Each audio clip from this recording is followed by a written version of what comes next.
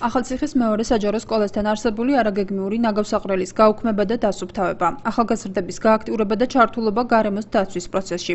ეს იყო იმ აქციის ძირითადი მიზანი, რომლის ფარგლებშიც მოსწავლეებმა და ეკოკლუბის წევრებმა დღეს მეორე საჯარო სკოლის ეზო და მიმდებარე ტერიტორია დაასუფთავეს. აქცია პროექტის „გაუფრთხილდი შენს თავს, გამიფრთხილდი მე, გაუფრთხილდი ყველას“ ფარგლებში ჩატარდა, რომელიც არასამთავრობო ორგანიზაცია ქალთა იმედის მიერ განხორციელდა. პროექტი ჩეხურმა კომპანიამ დააფინანსა. დღევანდელ აქციას ნესერხუტის გენერალური მენეჯერი და ჩეხეთის საელჩოს წარმომადგენელიც ესწრებოდა. ორი თვე არის პროექტზე მუშაობ და გვეხმარება უნივერსიტეტის ეკოკლუბის, სკოლის ეკოკლუბები და ასე შემდეგ.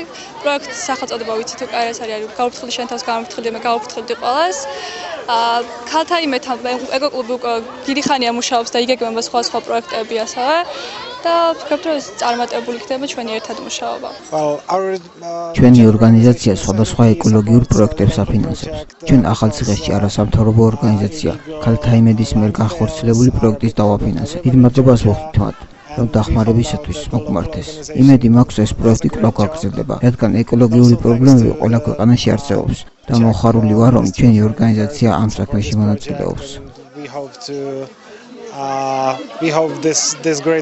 როგორც პროექტის დირექტორმა ნანა იოსელიანმა განაცხადა, მეორე საჯარო სკოლასთან არსებული არაგეგმიური ნაგავსაყრელის დასუფთავების იდეა მას შემდეგ გაჩნდა, როდესაც წყლის ლაბორატორიული კვლევა ჩაატარეს და უარყოფითი შედეგი დაიდო.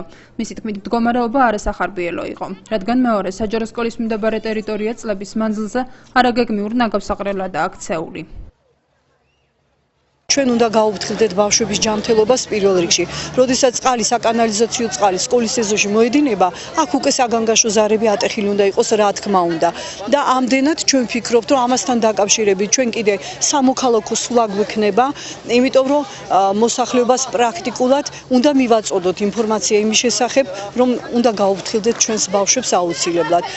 მე მგონი დრო არის, რომ საზოგადოების შეგნებაც მივიდეს იმ დონემდე, რომ არ უნდა დააგდონ არაფერი მიწაზე. მე ახლა აქცენტი მაქვს გადატანილი აქეთ მოსახლეობაზე, რომელიც შემოდის და სკოლის ტერიტორიაზე ყრის ნაგავს. ეკოკლუბი ფესვების დირექტორი გახლავართ მე და ჩვენი კლუბიც უერთდება ამ აქციას. არა მარტო კლუბის წევრები, არამედ სკოლის მოსწავლეები უერთდებით და ვასუფთავეთ ნომერ მეორე საჯარო სკოლის ტერიტორია.